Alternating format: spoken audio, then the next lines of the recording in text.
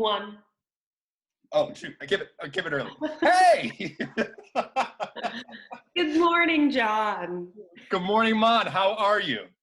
I'm on day 82 of quarantine, and it's snowing. Really? Yes, yes. Oh, I woke up and there's some dandruff falling from the sky. it's not good. It's not good. We had a brisk 61, I think, yesterday morning, maybe. Oh, Yeah. gosh, So they must be bringing out the parkas down there. yeah, it's real chilly in here. So this is the first episode of our brain baby. Come on. Come on, with Mon and John. Yes, yes. So I am John, clearly. I am Mon. And yes, it's time to come on. Cheers, John. Cheers. Yeah. So we've clearly rehearsed all of this, and we're not going off the cuff at all right now.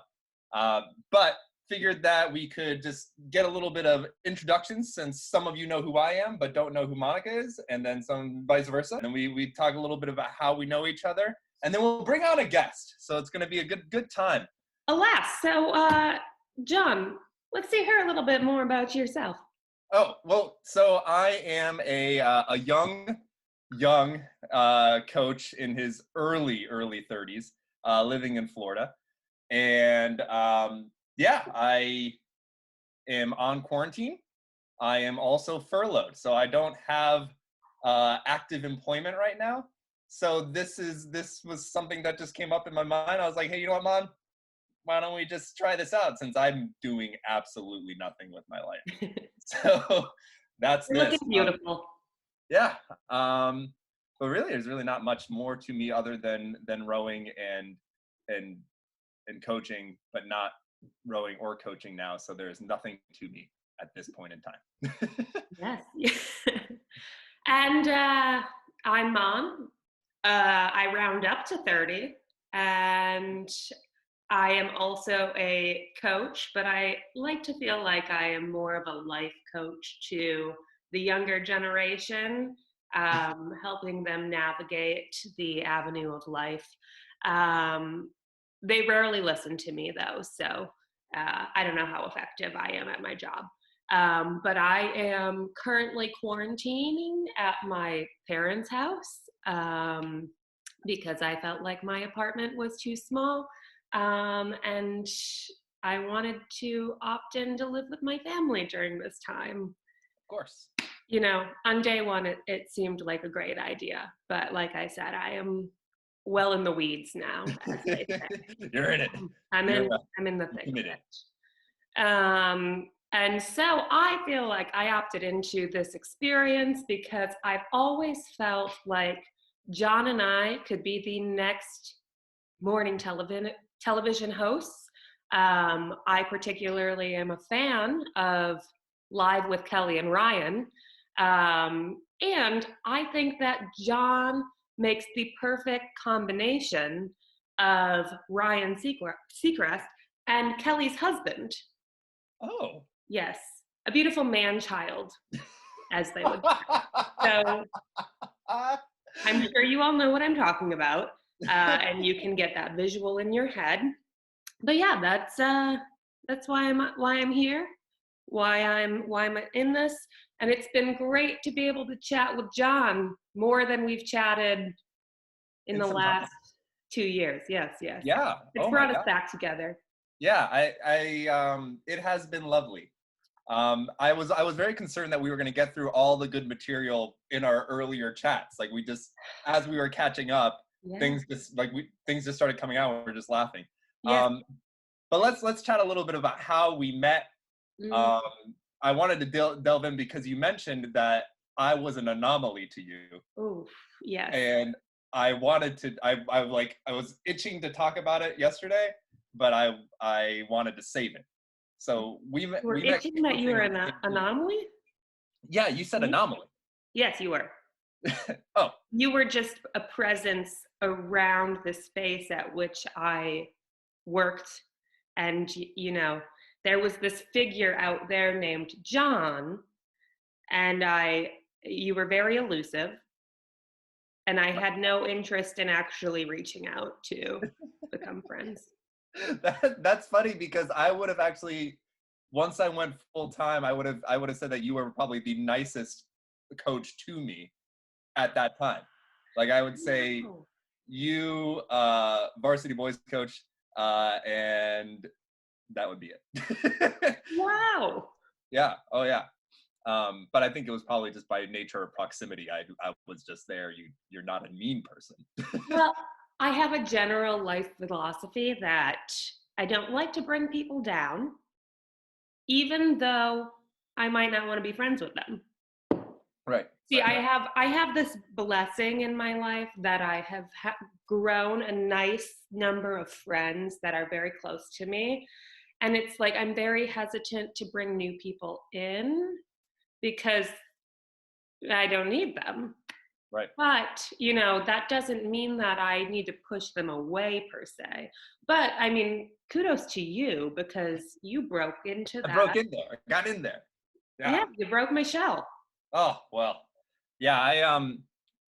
So I grew up. I've actually recently talked about this with a few friends. I grew up in church, and that was like you had to interact with irritating people all Mm, the time. mhm. So like now that I'm not in that environment. I absolutely don't want to interact with anyone that I don't like at all. Wait, I didn't know you grew up in a church setting. Oh, I very much did grow up in a Okay, church. this is interesting because when one thing, just to preface this for the viewership, John and I, as we parted ways and I moved to the Midwest, he stayed in the armpit of the United States. So we got some separation there. We do connect once in a while to discuss our dating fails, which there's a lot. Oh, so many, Um, so yes, many. to be continued on a later date. Yeah. But you mentioned that one gal that brought you back to the church. So I I, thought you had never been there. oh no. She's a very nice person. I'm sure at some point she'll see this. We still keep in touch. We're good friends, so we'll preface it with that. But yeah, no, she brought me back into the fold. With the other sheep, Yes, yes. as the Bible would describe them. Read it in. So I was in there, and yeah, not. I realized very quickly that was not my scene.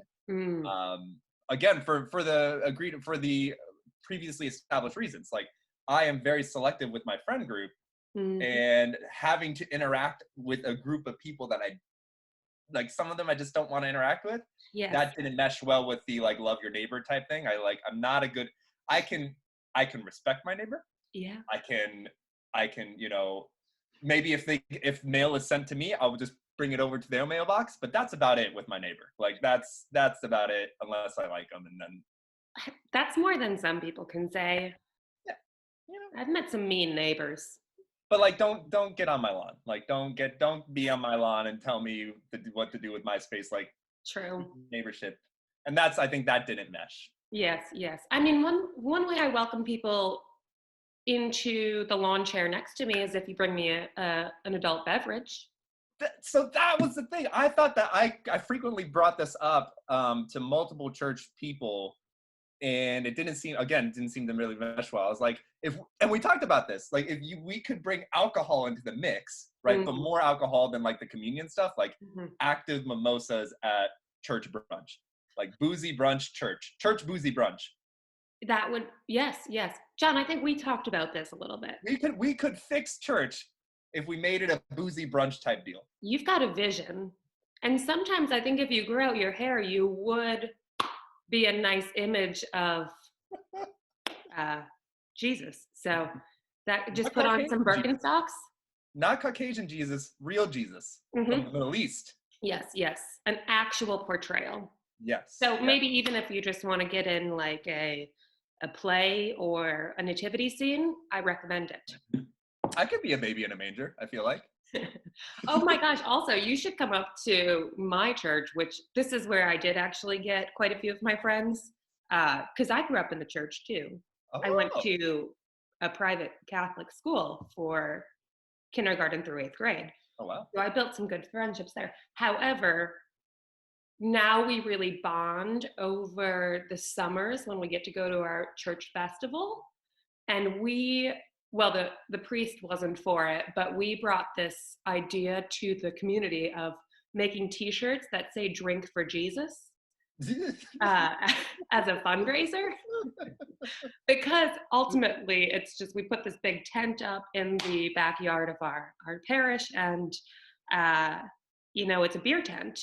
There's carnival games around.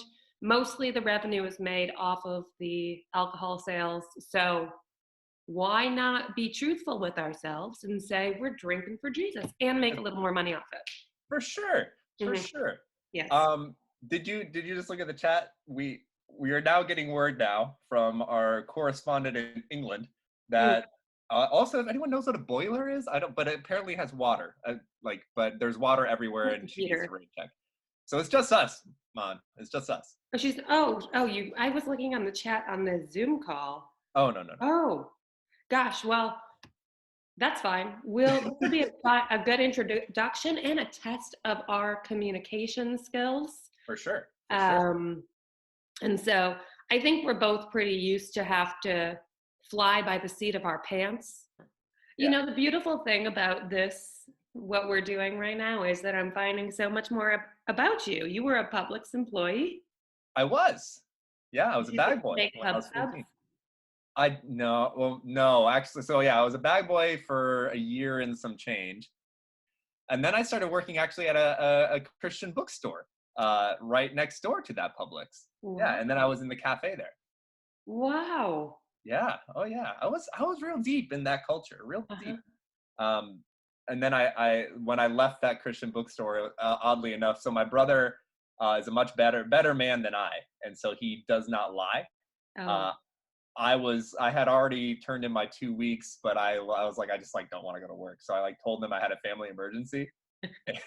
And my brother like still went, I was like, Daniel, could you move whatever meeting you have from that cafe to anywhere else? He's like, I can't do that.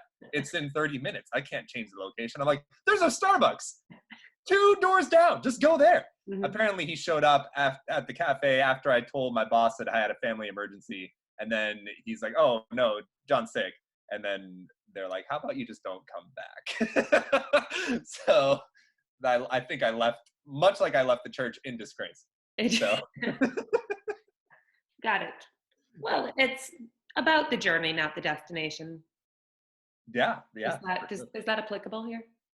I don't know in a church setting. I feel like a lot of times it's about the destination in religion. Okay, yes, I see that. I see that. We can before Jill gets on, let's talk about what we've been doing in quarantine, how we've been keeping busy, what's going on. Monica. Oh gosh. Thank you, John. I would say one of the perks of quarantining at my parents' house is having access to their kitchen and their refrigerator. As a coach, we do like share schedules with our athletes. Now we can't uphold them, but our nutrition department sends like schedules out of how to be productive in your day with your eating, and they say that you need to have a consistent eating schedule, and I took it to heart as a consistently eating schedule. So the snacking game has been upped during quarantine. One of the things that my friends have been saying on our house parties are that they're trying to hold off on the quarantum, Oh, and I'm just going all in. see, I've heard the COVID-19 as in gaining 19 pounds, Hmm. the Quaran 15, but the Oh, Quarantum, I like that quarantum. Yes. because I've got my snack game has gotten a little, I wouldn't say elevated, but mainly it's just a lot of popcorn because I've been watching a lot of Scrubs, Mm. nonstop, like I think I started at season, yeah, obviously I started the whole thing over, and I am 2 seasons in within a week and a half, I How think. long are those episodes? There's like 22, 23 minutes. So, Oh, okay. you What's know, interesting to me is that I also binged a series, and it was 5 seasons and an hour each. There were 12 episodes in each series or in each season. So being able to look back and realize that you've spent like 56 hours in the last 4 days watching Netflix uh, was kind of eye-opening to me. I shouldn't have done the math. Yeah, so I've been binging Scrubs. Not well. I mean, I know how much I've watched. A lot of popcorn. Giving myself challenges to not watch Scrubs. But we also talked about this this quarantine time, and Jill mentioned it earlier in our conversation this morning. That quarantine dreams are a thing, like having odd dreams for quarantine. Mm-hmm. I don't know if anyone else is experiencing that, but I was telling Monica I had a dream that, it's very timely since Easter was this past weekend, that I was investigating the resurrection of Jesus. And I had come to the logical, factual conclusion that Jesus had not resurrected and ascended to heaven. He just stayed on earth as a zombie. So like, my whole dream last night was Jesus as a zombie, like terrorizing the people in the area. And I was like, when I woke up, suddenly it was because I was like looking at the manger scene, which geographically I'm not even sure how that would all work. But like, I was in the manger scene, and I was like, oh, this is where it all started. And then like zombie Jesus, like popped up and like scared the crap out of me. And then I woke up, and I was like, huh. I mean, if we were to pick that apart, I mean, I'd say you had a vision. I have no idea where that came from, other than it's Easter time, and I'm afraid of zombies. It's Easter. The world is getting wrecked right now. For sure. And maybe that's just how you internalized it. Tough to say. I can't quite say that I've been having Quarandreams that I remember. I think likely my sourdough was one of those things, was like, I'm ready to be a bread maker. Yeah. So I gave it a try, and clearly that was not a thing. Like, I feel like I've seen multiple people try sourdough in particular, which was very interesting. I don't know. Is that an easier bread? Well, you don't necessarily need to buy yeast. Oh. So it's the process of the sourdough. What I was doing was I was making a wild yeast. And so you like start with just flour and water, and then you let it sit for a day, and then it starts to, I guess, aerate or ferment. I guess ferment is the word. It starts to ferment, and then you feed it. It starts to. It's a very scientific process. And then you feed it more water and flour, and you just go back and forth, let it ferment, feed it, let it ferment. And after like the 5th day, you're supposed to be able to bake with it. So you add a little bit of your starter into your recipe, and then voila, you have bread. And it just never, I think my issue is that my parents keep their house the temperature of an igloo. And so it could never ferment, because I think you need to have a little bit more of a warmer environment. Sure. Just thinking of how yeast and bacteria grow. I mean, I think like on the body, like generally you get like yeast, I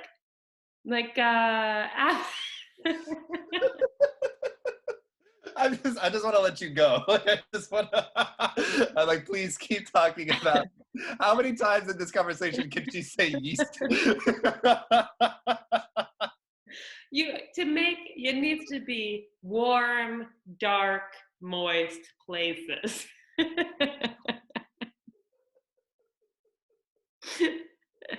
And so kudos to my parents. Their house is none of that. But I think that it probably, again, timely, much like my dream, Easter, Passover, unleavened bread. True. You got something there. True. I think that day watched a video of one of my friends making bread for Passover. Wow. Um, lot. Shoot. No, I don't remember. Matzah? Matzah. I think. Yeah. I apologize for not knowing this. I should. How many Um, how many religions have we offended in this one conversation? oh gosh. And it looked delicious. So I wanted to bake something too. And I think that's where it proliferated into my dreams. There you go. There you go. Yeah. Um, so yeah, I mean, I think honestly, this might be a good stopping point for us. Yes. Because where might we go after? We could probably go many places after We bread, could. We unleavened bread. could. I wish I would have saved my sourdough starter to show everyone because it was dismal. But I'd be happy to hear about everybody else's bread fails. Yeah, I was gonna say, moving forward, we could, in the event that we have a boiler problem again, we could like open this up to a few more people, and we could have like audience questions, Mm, um, or probably like we could like poll on the Instagrams. We could on the grams, like the like what ask us a question, and then we can address it. yes. Um, if we haven't lost all of our Christian and Jewish viewers from this one from this one conversation, I think we can still Oh, get a few people asking questions. yeah. Uh, Well, John, I wish you the best. Monica, as always, Namaste. namaste.